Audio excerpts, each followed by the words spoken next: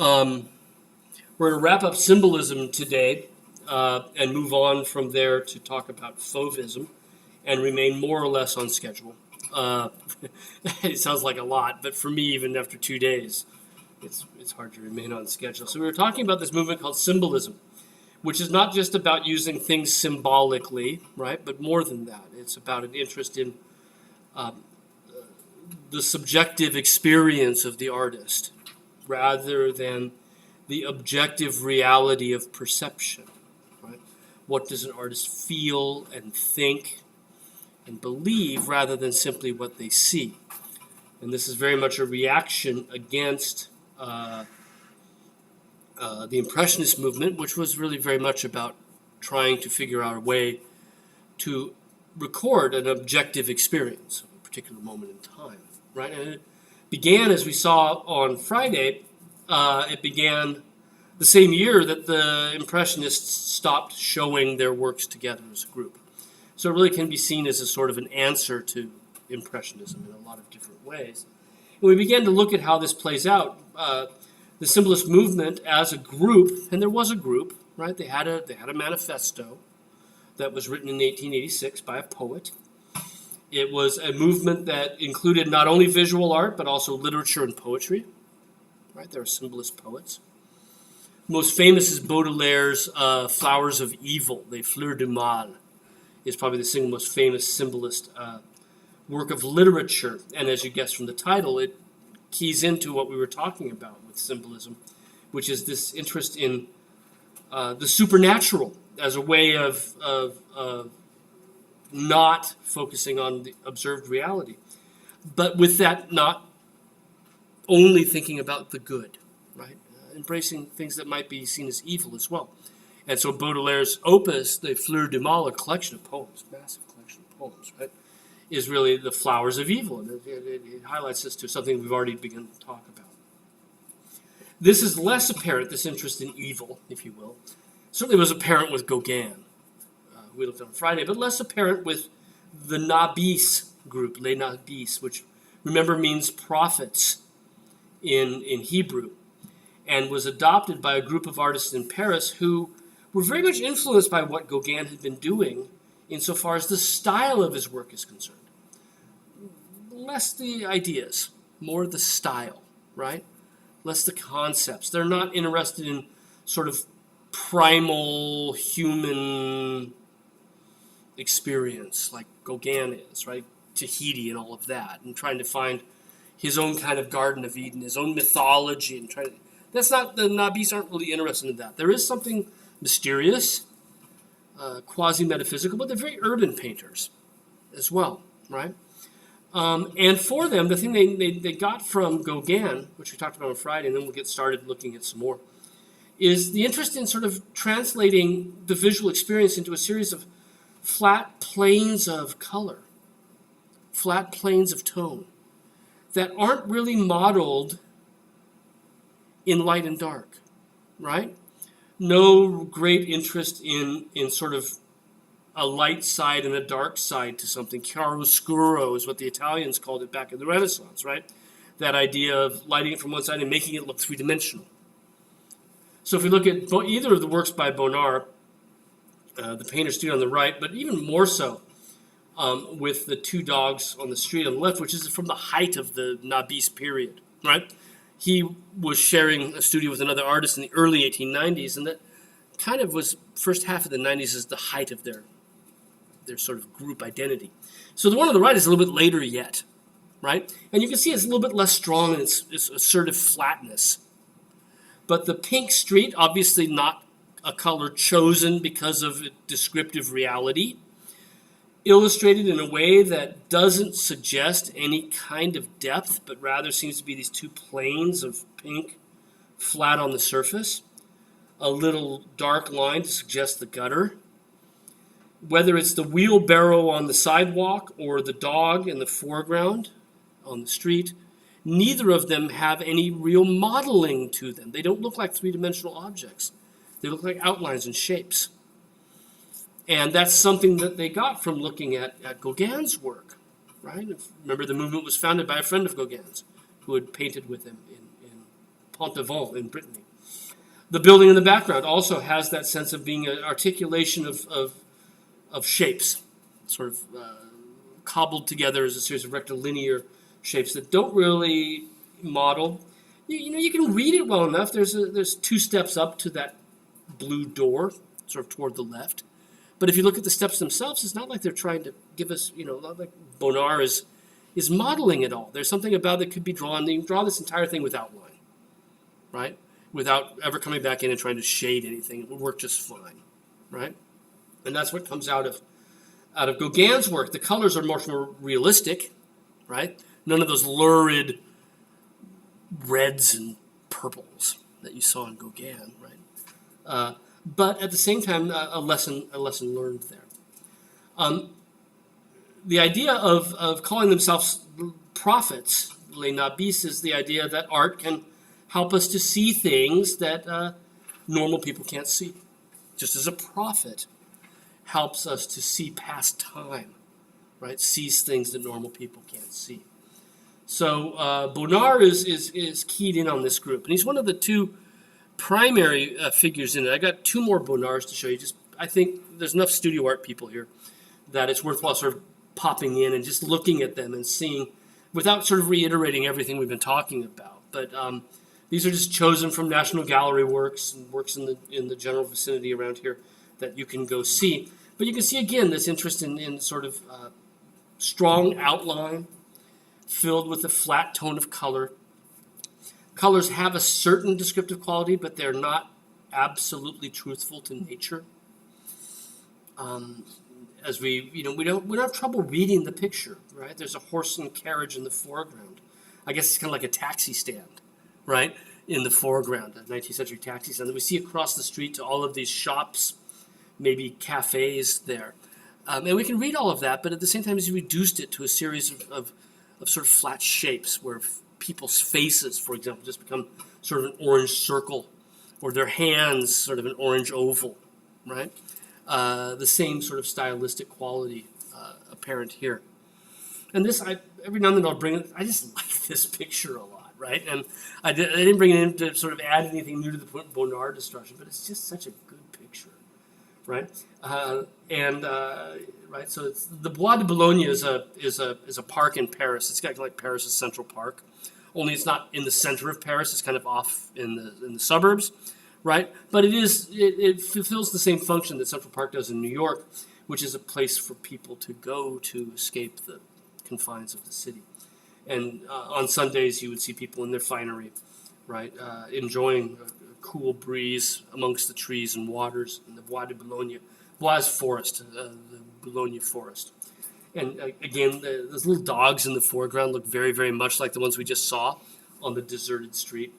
But I'm also just a sucker for any picture with dogs in it. So you'll get sick of this if you're not already by me. I love the little touches of bright red that are sort of there to sort of get you to look here, to direct your eye around.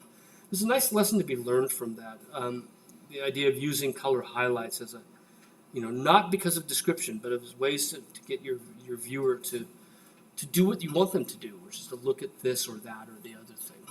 But again, the trees themselves become this sort of rhythm, and then in between them we have these patterns that don't really suggest that much depth.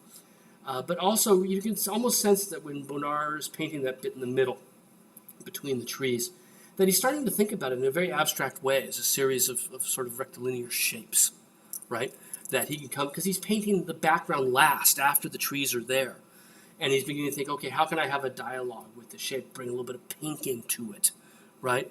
And thinking about each one of those little areas, almost like, if you know him, like a Rothko picture or something. It's just these little abstract shapes that he can play with, right?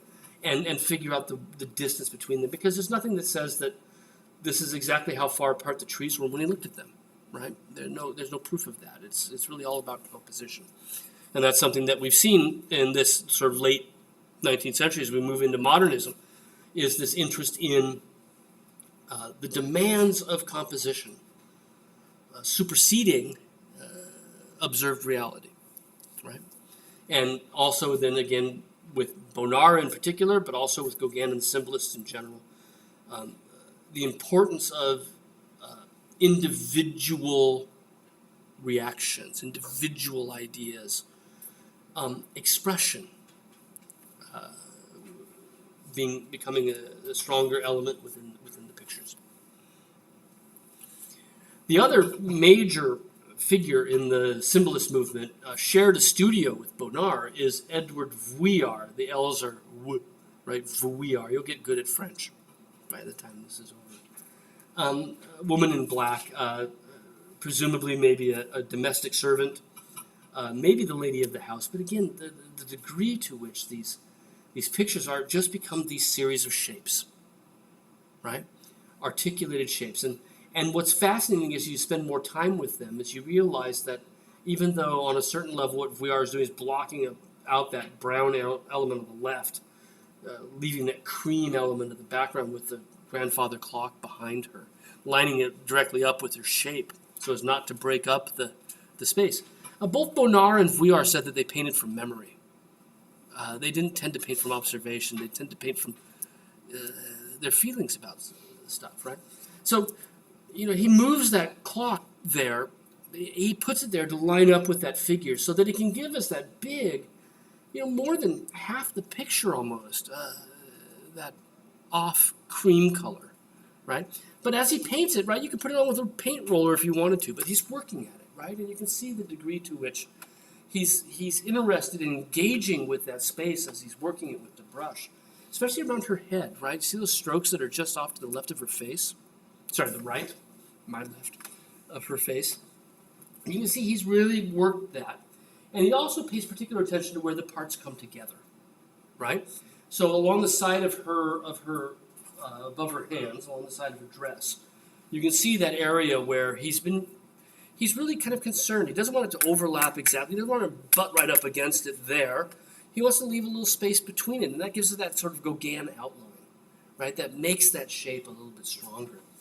The oranges, no Cezanne oranges here, where he's really, putting different tones together and breaking them apart. It's really just a series of round shapes with a sort of roughly drawn in plate. There's, maybe probably more of a sense of perspective than Cezanne, but it's still so flattened out everywhere we look.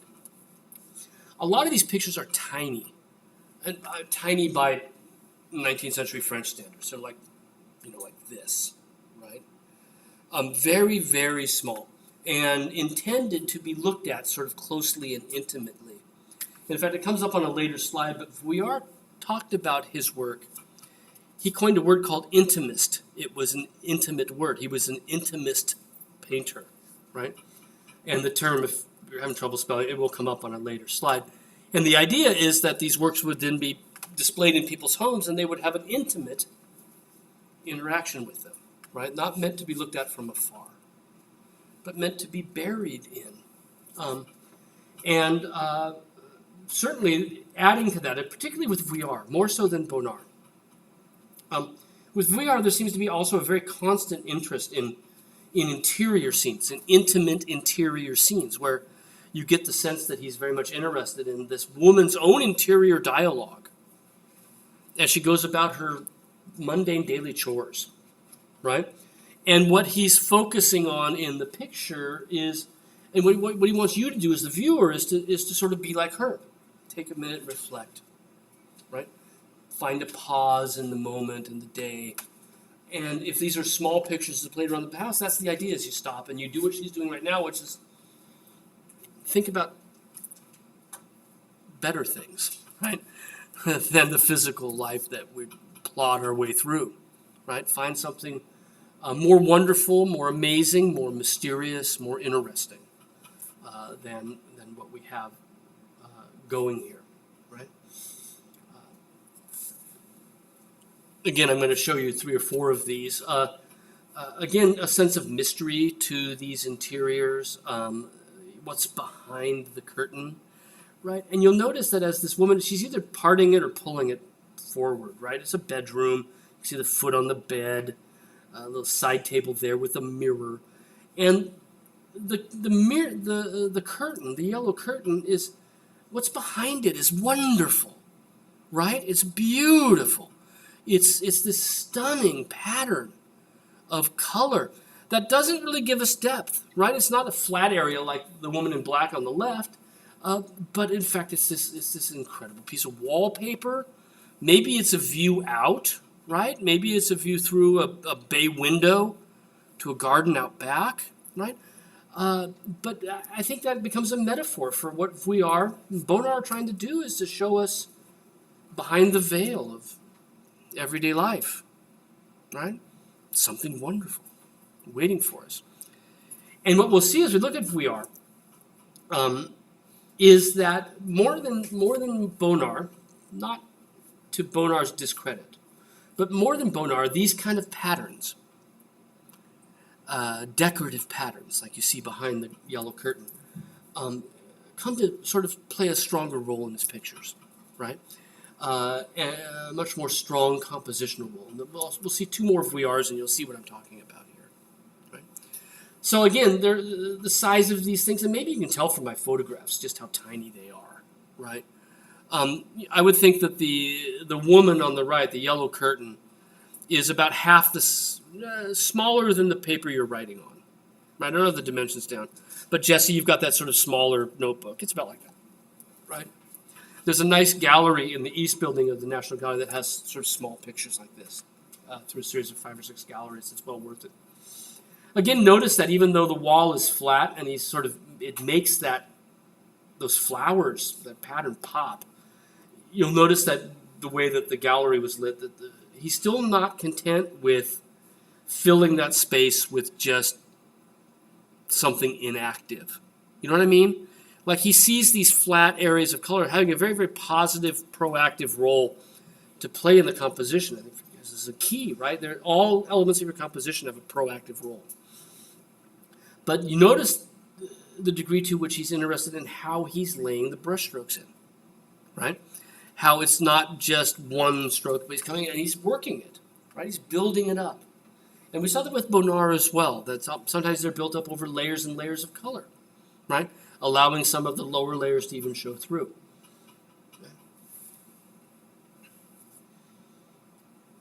Oftentimes he's working on things like cardboard, right? Unprimed cardboard. By primed, I mean we tend to buy our canvases these days at places like AC Moore, where the canvas already has a surface over it that protects the canvas from the oil in the oil paint, the turpentine and everything you're going to use, right? The spirits. Well, that's the prime, is that protective layer, right? And back in the day, artists would learn to mix their own prime, it's usually glue, right? And apply it themselves, not buy it pre-stretched like we tend to.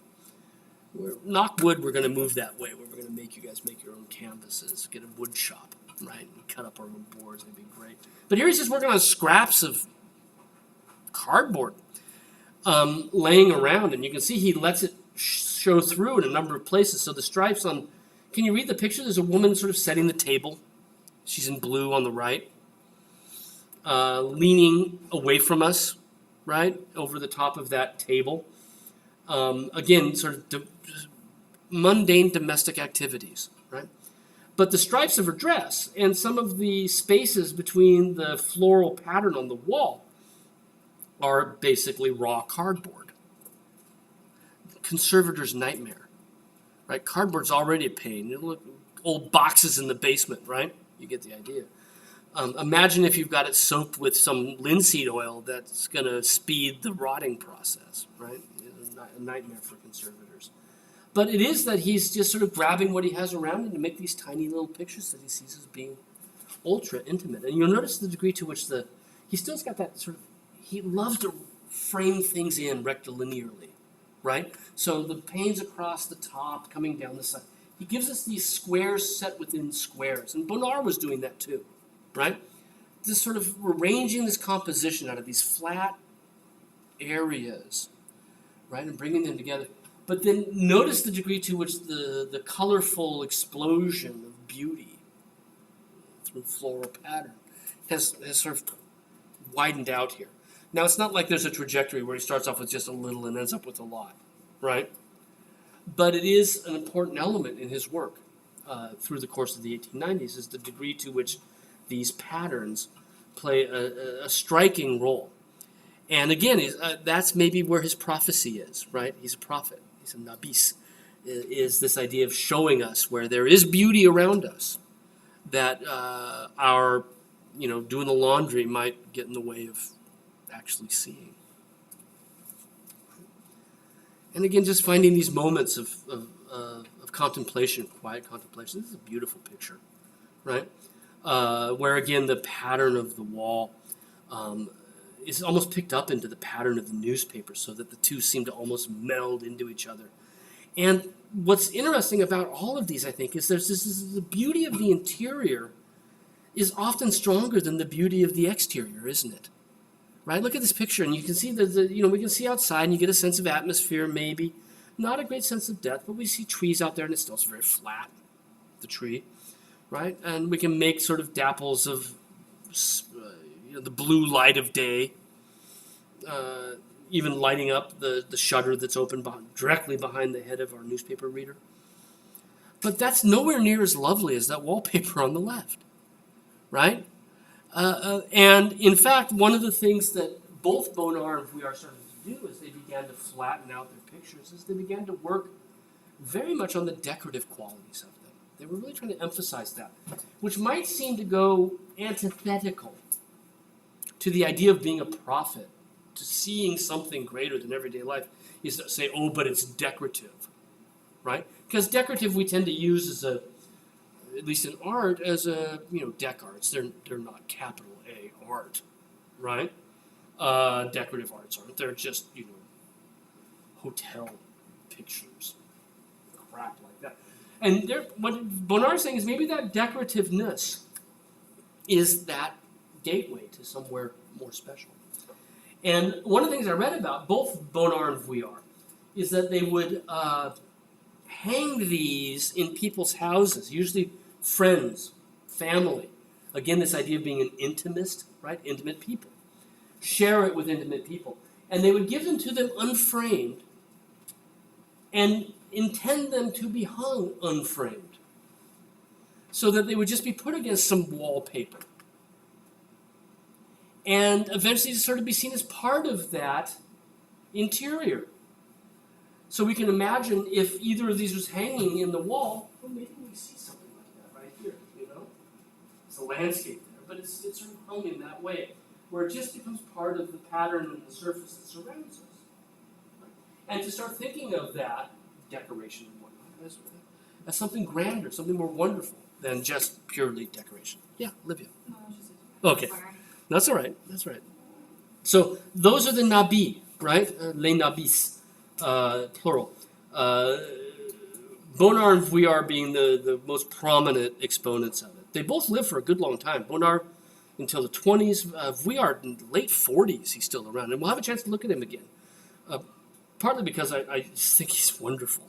And we'll see with the Fauve movement that it has an impact on his later work.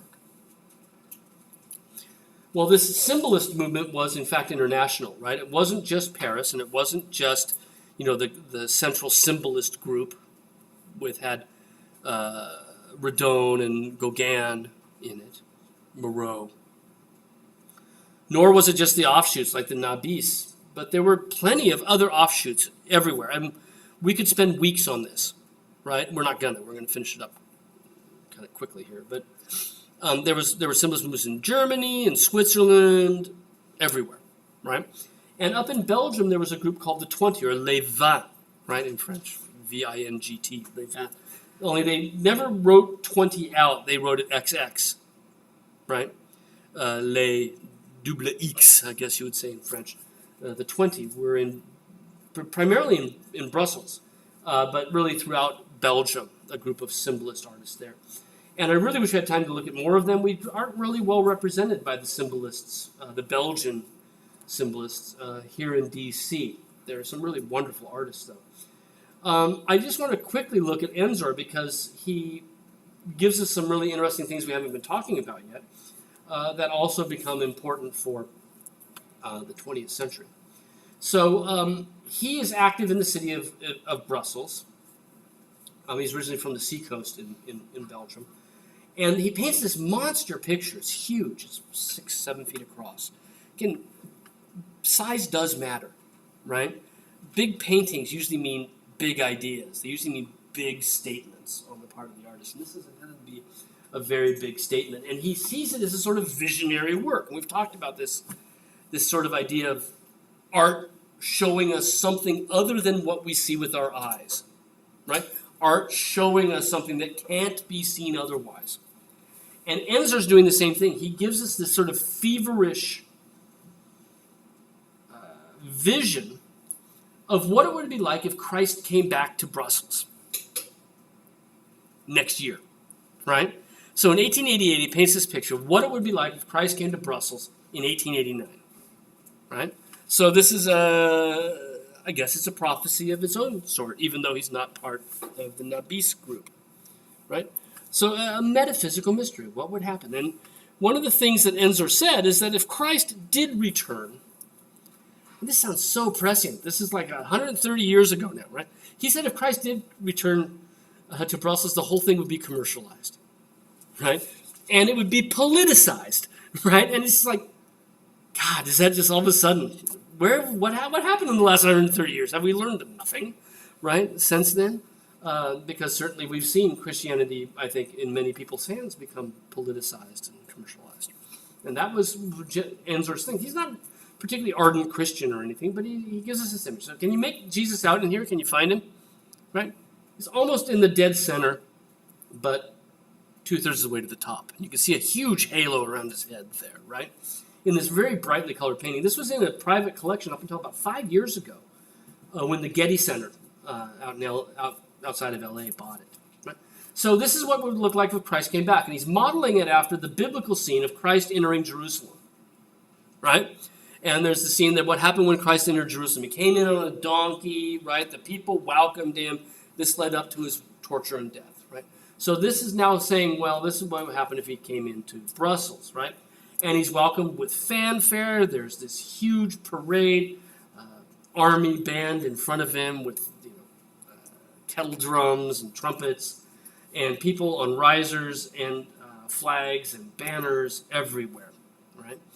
Now we're going to look at it in some detail, not this particular painting, but 10 years later he revisited the theme in a fairly large etching. An etching, for those of you who don't know, is where you use acid to burn very fine lines into a metal plate, usually copper. And the way that you do this is you cover the copper plate with a thin layer of wax that you scratch through. The wax resists the acid. The acid's not that strong, right? You wouldn't want it in your eyes, but you could get it on your hands. It's not going to leave you with just burn you to the bone or anything like that, like a science fiction horror film, right? But you wouldn't want it in your eyes or your mouth or any cut. Hurt like hell, right? Bathe it in acid for 20 minutes, half an hour, and it cuts the lines for you, right? So that's what Enzor has done, is he's coated this copper plate with wax, burned it with acid, then you clean off the wax and you rub the acid into the lines. So for those of you who did the plastic plate dry points, right, it's a different way of getting the similar lines, right? And now it's 10 years later, and he's still this idea of the entry, and maybe now he's smart enough not to say when, right? Just the idea of Christ coming back into contemporary Brussels, right? And so how does he envision this? It's this idea that politics and commercialism would take over. And it becomes this circus, right? So down at the bottom, some figures in the foreground, all of whom are very caricaturist. In fact, some of them, the fellow with the high hat and the feather, for example, very much like masks. And in fact, one of the things Enzor did with a number of his works was to focus on masks, people wearing masks. And I think he saw that as a way of sort of revealing, you know how it is when you get in a costume, you can do things you can't do in your normal life, right? And you get to reveal kind of something about who, and even your choice of a costume can be like, this is who I really am, you know? I went as Jan van Eyck's Man in the Red Turban one time, made a little frame that sat on my shoulders, you know, and there I do things, right? that you want always. I want a one-legged pirate one year, right? I bound my leg up. You can act out things you can't do in your real life. Masks reveal more than they hide in a lot of ways, and I think Enzor sees it that way, right? So we get many of the figures who look as if they are, in fact, in masks, and they're meant to be. A fellow right in the middle with a fat guy with that mustache, and look at all of the medals he has on, right?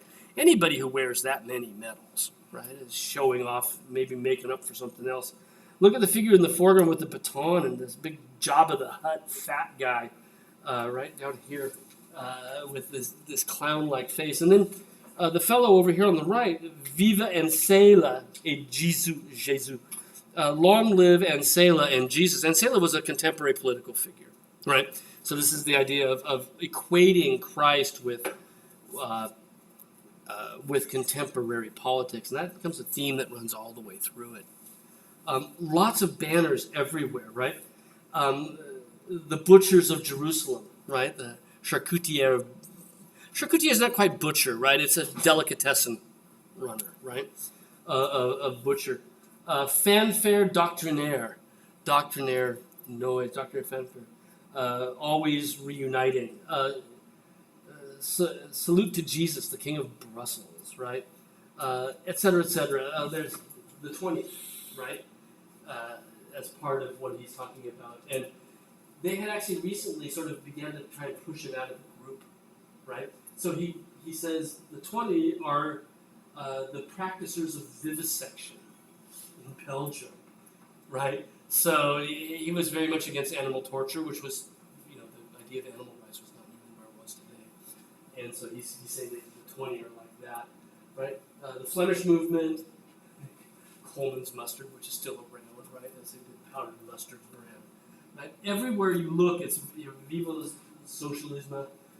Everywhere we look, there are these elements that are bringing politics and commercialism into the overall view. Right? But again, it's this visionary idea of what it would be like if Jesus came back. Right? And that visionary quality is what really links Enzor's work in with the symbolism. There's Jesus pointing off to the right, and this parade of hilarious clown-like circus figures that surround him. Love this. The nose, right, with the horn. It looks like something out of Dr. Seuss, Or if it's the 50th anniversary last year of it. Did you ever see the Beatles Yellow Submarine cartoon? It's available on Netflix. You can watch it. The voices aren't really the Beatles though. It's kind of if you do enough Beatles stuff, it becomes frustrating. But all of the things that are there in Pepperland, the Blue Meanies and the Butterfly Stompers, they all look like they come out of a James Enzor. Go watch it. Go watch it tonight if you have Netflix. It's really fun. Very Enzor-like. And you can see that some of the masks are quite frightening as well. Doesn't that look like the beginning of that James Bond film, The Spectre, where he's down in Mexico at the Day of the Dead? Does any of this Mark's movie references? Right at the very beginning of the last James Bond film, Daniel Craig's wearing a skull mask with a top hat and walking through this party on the Day of the Dead in Mexico, right? And that reminds me of that couple kissing with him with that goofy hat on, right? This total hubbub around him, and again this sort of visionary quality of what it would be like. It would be crazy. It kind of makes sense. He's a Belgian, right? You think of Hieronymus Bosch was a Belgian. He must be looking back at these things as sort of his legacy on a certain level. Our last symbolist group is in Austria, the Vienna Secession Group. Around 1897-ish, there was a group of young artists in Vienna who decided to declare independence from the traditional Viennese academy that taught artists. They seceded from the academy. It became known as the Vienna Secession Movement. And at the core of this group was Gustav Klimt, whose works you may have seen. They had been in the news. Some of them had been repatriated from the Nazis, given back to their original owners. One of them sold at auction recently for a god-awful amount of money, right? But he too, Klimt in particular, and the secession movement as a group, are also very much interested in sort of scratching the surface, getting past what we see into what it really means, right? What's underneath the surface? How do we make a work of art that is at once aesthetically successful? I'm avoiding the word beautiful, although I think this is. Aesthetically successful, but not beholden, right? Not wedded to objective reality. And for Klimt, it becomes this gilded background, these amazing patterns and colors that really almost entirely obscure the human figure. You have to spend a lot of time looking to where you can finally make out the pose of the woman during this embrace, that she's on her knees as he huddles over her. And you can just barely make out the line of her back, very, very long waist, right? Very, very short sort of thighs, where her derriere is, and how that then drapes down over to where her knees are, right? But it's not apparent, right? It's not obvious, and he really gets swallowed in these amazing patterns. His all rectilinear, mostly rectilinear. Hers primarily organic shapes, right? And then kneeling on this explosion of flowers that appears kind of like a cliff almost, doesn't it? Or maybe just it's the corner of a garden, perhaps, right? Again, the idea of it being space is not really what Klimt is trying to get across, right? What this is rather more about an extension of his feelings, an extension of the concept behind the idea of the kiss. One of his principal influences, and this is true for a lot of the artists working in Vienna, was looking back at old Byzantine works of art, which are made out of mosaics, many of them. Others of them are icons painted with gold backgrounds. And so I brought in a very early Byzantine mosaic, because the mosaics gave us these, first these sort of intense, shimmering gold backgrounds, but then against that, very, very bright colors made up by little individual tiles that are pressed into plaster, right? Glass tiles. So they're very, very bright, very luminous and reflective and super saturated because they are, a little piece of stone with ceramic, with color on it, and then glass baked over the top of it. So the color becomes super luminescent, right?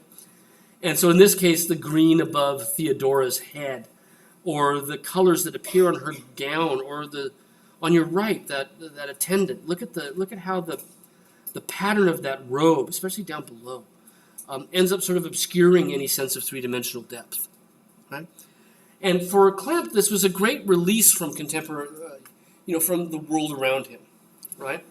And we've seen a lot of artists after Impressionism trying to figure out a new direction. How do I go forward from here? And what we're seeing with a lot of these people, think Gauguin looking at Japanese prints. Okay, we talked about that on Friday. We saw that plum garden, right, and how he's looking at that. Or even the idea that he's going to go back to Tahiti and escape, right, or even out to Brittany before that and escape. One of the things that we see happening in the 80s and the 90s is a lot of artists trying to figure out a new direction that isn't dominated by 300, 400 years of the Renaissance tradition. Does that make sense? So for those of you who know, art history might be not as fully formed. During the Renaissance, artists conquered the depiction of three dimensions. They really got good at turning the flat surface of whatever they were drawing or painting into something that looked three-dimensional. It came through perspective, right? 1-point perspective, 2-point perspective. It also came through chiaroscuro, modeling in 3 dimensions, right? They got good at that. They got really good at that. And that became a legacy for art from that point forward for the next 300 years, right? That's how you made art. And what we find, sort of after Impressionism, maybe even during the Impressionist movement, is an attempt to get away from that. Figure out a new direction forward. And part of that motivation comes from the fact that artists were very aware of how modern the world had become because of the Industrial Revolution, right? Because, especially in Paris, which was the center of art, how drastically the city had changed during their lifetime through streetcars, intercity rail travel, new boulevards, new housing projects, just drastic changes. There was a constant awareness that the world that they lived in was not the world they grew up in, right? And so as artists trying to make art for that world that they now live in, why use the rules that were there when my grandfather was making art? Right? Shouldn't we be able to find a new style for the new world, a modern style for the modern world? And so what we find artists trying to do is figure out ways to break the stranglehold. How can I get out of this? Right? So for Gauguin and others, Japanese art, right, Asian art offered a great sort of solution, quick solution to that problem. A number of artists are totally all over that, right? For Klimt, jump back further. Find something before the Renaissance came up with this new space-conquering tradition. Byzantine art predates the Renaissance by almost 1,000 years. So it became another way that you can find a style that doesn't follow Renaissance traditions, even though it's older than the Renaissance anyway. And translate that into a modern idiom that breaks the rules. That is thus modern art for a modern age. And does something that Byzantine art doesn't do, which is to focus on emotion, right? Sensuality. Now, there's amazing sensory appeal to Byzantine art. It's beautiful patterns, colors, gold, right? Shiny things. But it's not sensuous, right? It's not sex. And that's where Klimt is updating it to a modern idiom, to deal with passion, emotion, and a certain erotic undercurrent as well, which in fact we see in a lot of art from Vienna, is a great interest in eroticism. Many of his works were eventually banned because of the strength of their erotic connections. So here we see more of the female body, but you can still see that interest in pattern that covers parts of it, forms a background to it. In this case, Danaia, do you know who Danaia was? Does anybody know Danaia? Olivia, do you know? A river. Hmm? Or isn't she a river? No, she's one of the loves of Jupiter. The god Jupiter, right? Apollo, right? Same, depending if you're Greek or Roman. He had a hankering for humans. But the problem is, if you're a god, you can't sleep with humans because they'll turn to fire, right? You'll burn them up. And they're afraid because you're a god.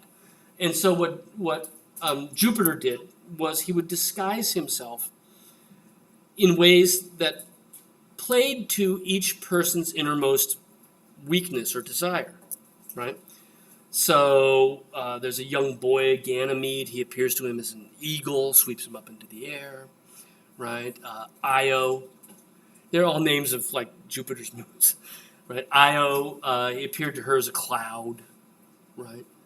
Danaia was greedy and he appeared to her as a shower of gold coins, right? And there's a fairly famous, even Klimt knew it, a fairly famous picture by Titian showing the shower of gold coins where she's in a not dissimilar position. But Klimt makes it much more, he's amplifying the erotic element here. He leaves her with shoes on, right? You can just see the tops of her boots, but otherwise naked. And then she's lounging in utter ecstasy and so cramped and close up, right? But again, notice that even though we see all this skin, a lot of it is sort of these flat areas where the sense of three-dimension is only sort of achieved by the variation of the thickness of the outline.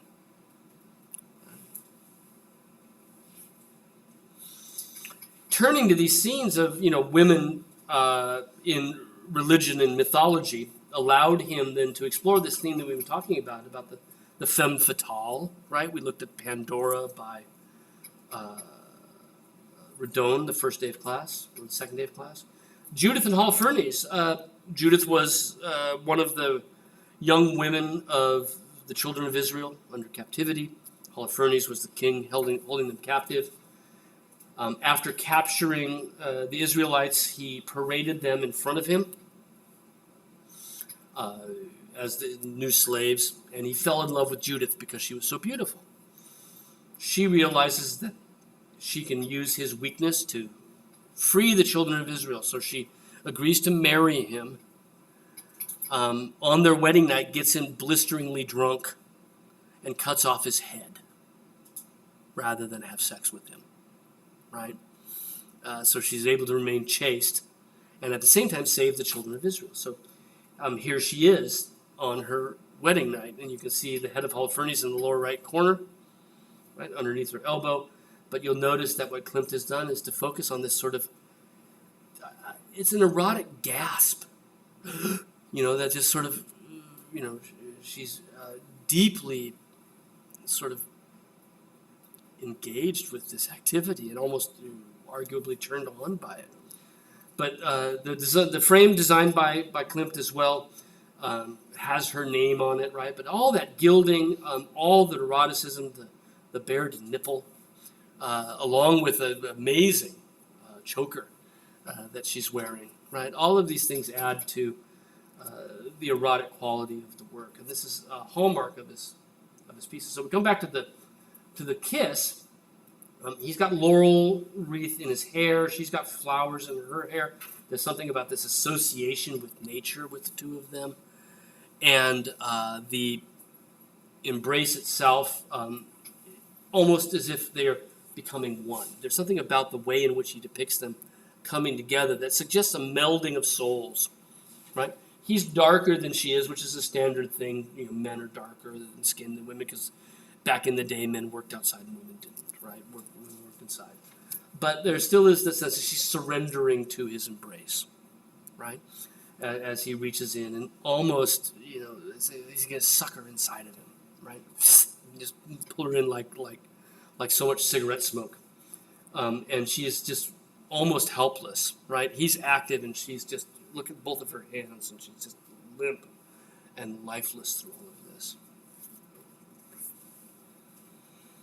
We have a Klimt here. There's one up in Baltimore. I went to Baltimore on Sunday and saw one up there. It's a landscape, which I'm not really going to talk about. But we have this cute little baby in a cradle where we can see some of the same ideas where, the human figure, when we find it, is all but swallowed in sumptuous pattern that doesn't really evoke a sense of three-dimensional space, but really just fills up the canvas with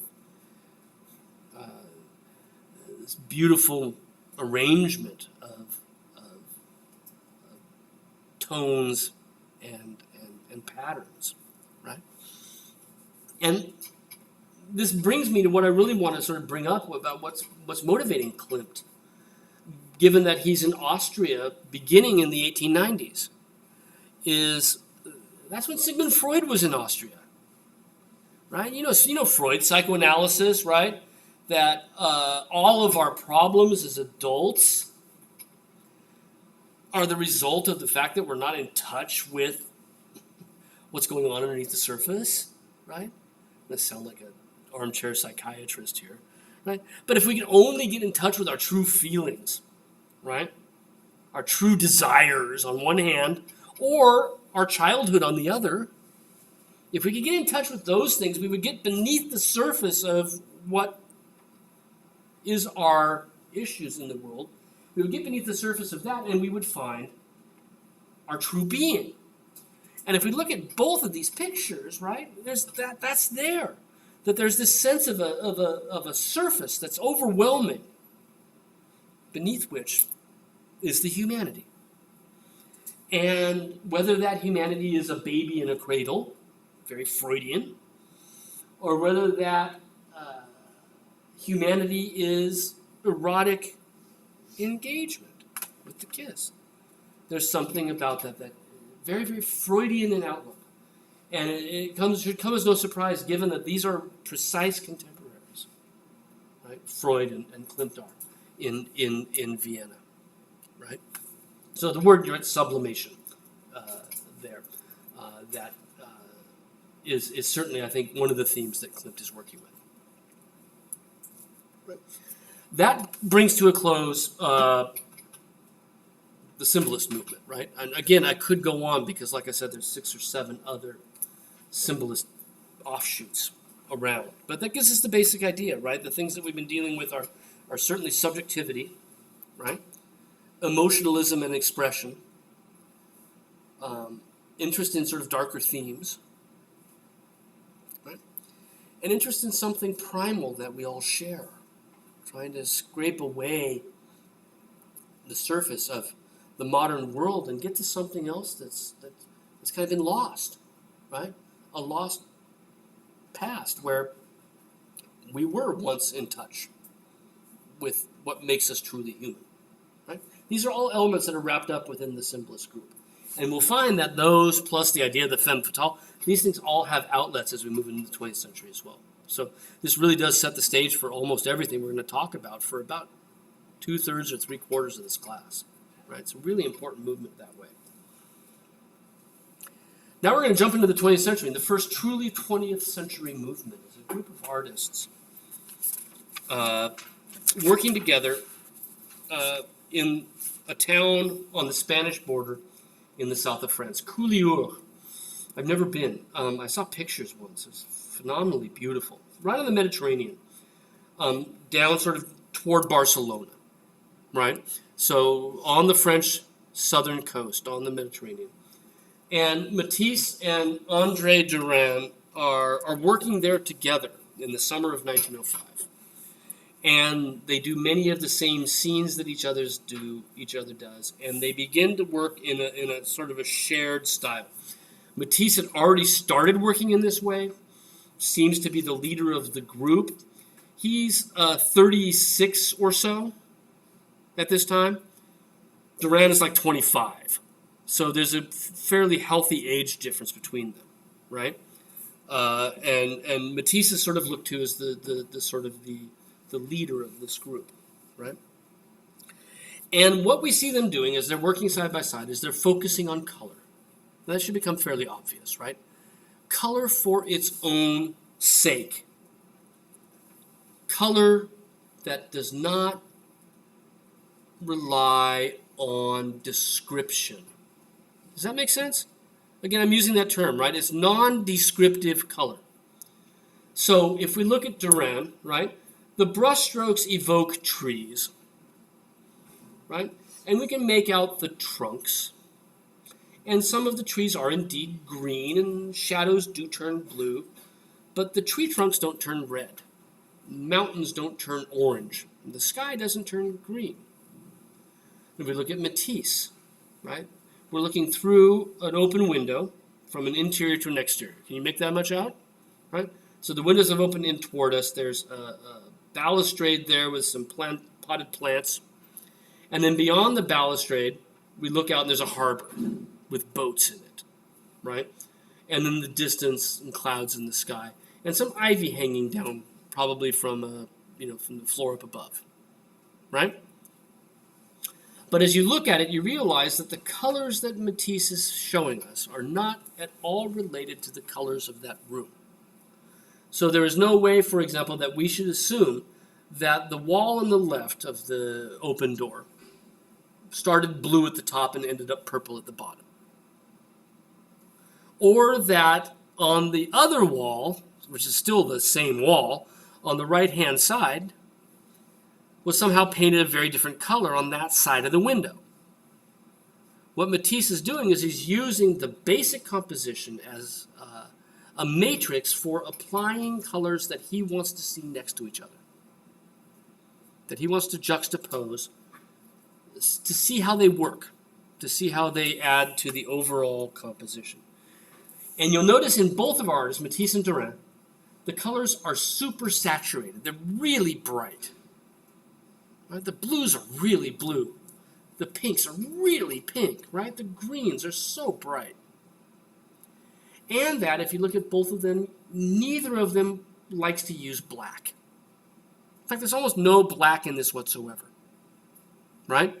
So that when a color gets darkened for Matisse, looking at the, I don't know what you call that little window that opens up above the French doors, right? Clear story window, but the kind that open to allow air to move up above, right? He turns the sort of dark blue of the upper left corner into a darker blue, not by adding black, but by adding a still darker blue. And as you look through the entire composition, there's nothing there that seems to have any real black in it. Even those dark greens that appear on the bottom of the reflected panes on either side of the window still look as if they're out of the tube, sort of deep forest green.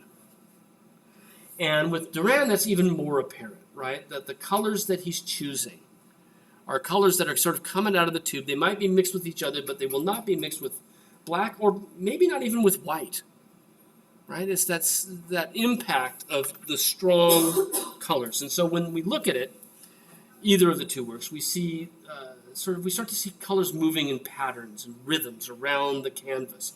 And the way they paint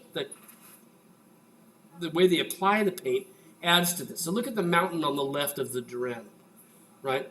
Come down by that strange blue rock, but it's almost like it's pantheistic, like it's alive. And the color, the strokes end up following the edge of that ridge, or the purple strokes that make up that little wall, right? You get the sense that things flow through the canvas and it moves. For Matisse, right, look at the clouds up above outside the window. They're kind of really thick, right? But they end up forming these sort of patterns, the flowers on the base, or even the strokes of the paint on the doors that open toward us, which are red on the left and pink on the right. All of these things end up, your eye traces them around the colors, and they're pure paint, right? It's almost like it's a celebration of color, right? That they're what they've chosen to paint maybe not so much important at all anymore. What's important, in fact, is this final effect, right? It's still based on observation. It's not purely abstract by any means, but it's getting there, right? We're pushing in that direction. Two quotes, one from Matisse, right? When I put a green down, it's not grass. When I put a blue down, it's not sky, right? In other words, he's not thinking about the colors being descriptive, right? When he puts a green down, it's green, and you should think about it only as that, part of the composition that needed some green, right? It may well be grass, but that's not why he's putting it there, right? He's putting it there because he needs green there. It's not there to be grass. It's not there to describe what he's seeing. Duran. Painting is far too beautiful to be compared with the object. So he sits down and paints an object. But the painting's too beautiful to even compare the two, right? The painting is more beautiful than the thing that we see. Right? Painting is too beautiful to be compared with the object. It is imperative, he goes on, that we escape the circle in which the realists have trapped us. Right? Escape, that same idea of breaking with tradition. We have to escape the trap that the realists have given us. Right? And the way to escape that is to dive into the color. Right? Now, in 1905, in the fall, after this summer working with Duran, right, Matisse goes back to Paris, so does Duran, right? That's where they live. They're just down in the south of France with the summer. They come back, they're going to exhibit their works, right? Matisse being the grand old man of the group at 36. Looks around and he finds a number of artists who are doing sort of similar things, working with color, exploding the color, right? Amplifying the color. And he gets them all to put their works together in one room in the annual show called the Autumn Salon, the Salon d'Automne, right? Which was first founded in 1903, so this is the third salon, right? The Salon d'Automne. Alternative to the old traditional salon, one of many that grew up in the wake of the Impressionists. 6 artists, how many works? 35 works or so in a single room in this annual salon. Now the salon, right, comes from the word, I'm not going to get into it, but take too long. Suffice to say, salon is the French term for room, but it's also, in this case, used as the French term for art exhibition, right? Took up multiple rooms in this venue. Matisse, like, I forget which room it is, number 17 or something like that. Matisse and his group sort of take over this room, right? All in one place. And I guess the point is that when you walk into the room, you will see they're doing something different. It will become apparent what they're trying to do. Just as it is seeing these things side by side, right? The critics are outraged. One of them says, a pot of paint has been slung in the public's face. What they see is only the fact that they've broken all the rules. They have no appreciation for what they're trying to do. And they think they're being mocked. Because neither of these pictures play by tradition, right? Play by traditional rules. They call the works primitive. Brutal is one of the words that's used. Violent, they say. Right? And one critic says that the group are a bunch of wild beasts. They're painting like wild animals. And the French word for wild beasts is fauve. Les fauves. In the middle of the room where their works was an old Renaissance sculpture. Looked like a Donatello. And the critics said it is like Donatello is in amid the wild beasts. Donatello chez les fauves. And they even nicknamed that room where all the paintings is the cage, right? The cage of the wild beasts. The name stuck. And the term we use for this first really modern movement of the 20th century, symbolism being a very 19th century movement, is fauvism. This interest in pure color, unmodulated by black, laid on without respect to observed reality, and increasingly divorced from what you might see in nature. This is fauvism. Right? Now, it's easy to see where this came right out of what we were talking about with some 19th century art, in particular Cézanne. Because with Cézanne's works, we started to see, the world is cubes and cones and cylinders, right? And you put it back together again, and it doesn't have to resemble what you saw. That's kind of the stepping stone in this direction, right? His separation of those colors from, he was much more structural, but his separation of those colors from what inspired them is an important stepping stone in this direction. Cézanne is, by the way, still alive, right? He dies in 1906. So, and there was a recent sort of big retrospective of his work. Matisse had been around for a while by this point, worked in sculpture and painting, had been painting now for 15 years or so. Collected, he was doing fairly well. He owned works by Cézanne. He owned a Gauguin. He owned Van Gogh's, which kind of makes sense as well, if you know Van Gogh's work, which we'll see, right? So he's buying these things. He collects some of this, which could, by the way, much cheaper than it is today, right? I could buy your work. I did, right? But I couldn't buy a Van Gogh. Right? One day somebody will look at my stuff and say, he bought a Jesse Clemens. That's why that looks that way. Right? But Matisse had already sort of piloted this, right? And I want to look back at Matisse, and this will probably be about as far as we get, and we'll pick up fauvism on whenever we meet Friday next. Matisse had already sort of pushed this direction the year before. Luxe, calme et volupté, luxury, quiet, and voluptuousness from the previous summer, where we can see that he's already sort of here in a slightly different style. Like I said, he's the acknowledged leader of the movement. He's moving in this direction already for a few years. He admitted, as he started to paint in this way, that Gauguin was a huge influence. Like I mentioned, he already owned a Gauguin.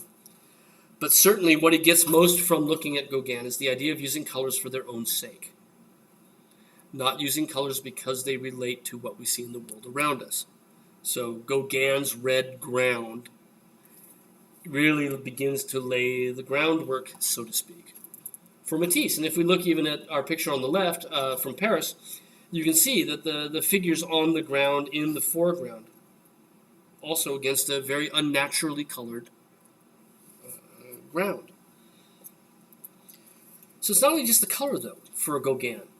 The other thing Matisse loves about Gauguin is this sense of searching for utopia, trying to find a past time, a golden age, when everything was in harmony. Right? Gauguin has all these references to the Garden of Eden, right? That perfect time. You can think of the Garden of Eden in two ways, right? And when we talked about Gauguin as being sin comes to man, right? And Gauguin brings it. But the other way to look at the Garden of Eden is a period before sin, right? A period of perfection, when everything was as God had originally planned it. When Adam and Eve were in harmony with nature. Right? And that idea of looking for something when life was perfect goes back to what I was talking about earlier today, right? That the Industrial Revolution had so separated people from a lot of traditions of daily life. Okay, take a car. Yeah, there are cars by the 1890s, right? You can take a train. You're walking on paved streets. The air has soot in it. There's a sense of separation, right? You live in a steel building, right? A sense of separation from nature, right? That artists seem to be trying to reclaim. So for Gauguin, going to Brittany, going to Tahiti, was a sense of trying to reclaim some sort of golden age, right? Prior to the corruption of industry. That's where Matisse is going. Right? He gives us this, he's in the south of France, right? I think he's in Saint-Tropez. Like, yeah, right? Back before the ocean liners were coming in with the very, very wealthy in their 90, 100-foot yachts, right? Saint-Tropez, back when it was a fishing village on the Mediterranean, just gorgeous, sunny, smells good, tastes good, perfect, right?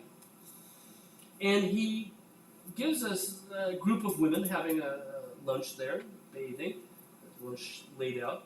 But there's something about the way in which he treats it that suggests that this is not just a group of women bathing, but that this is a golden age. This is people in absolute harmony with nature. And the way he applies the paint sort of gets into that, right? He brings this same sort of dashy quality to the way he paints the figures.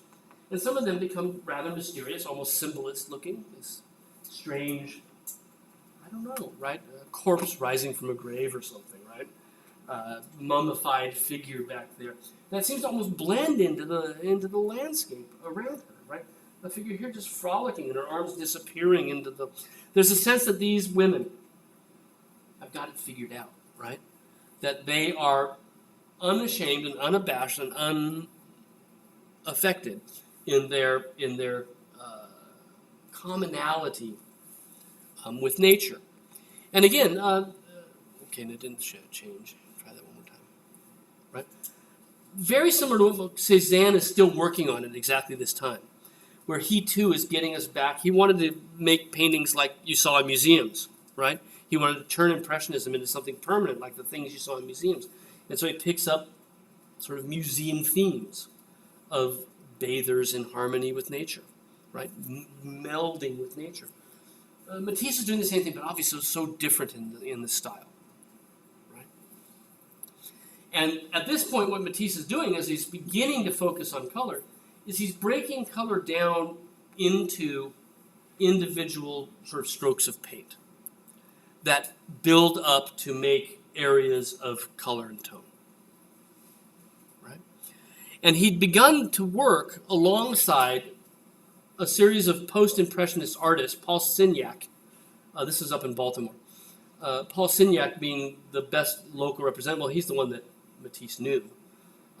Who began to paint in what's called pointillism.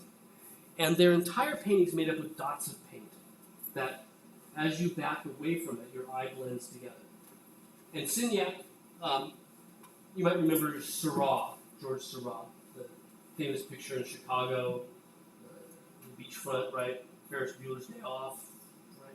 Did that one make sense? You smile. That one you got, okay. But the point with the pointillists was that these individual dots of paint would blend as you backed away, right? And it all came out of recent studies in optics, the physical nature of color.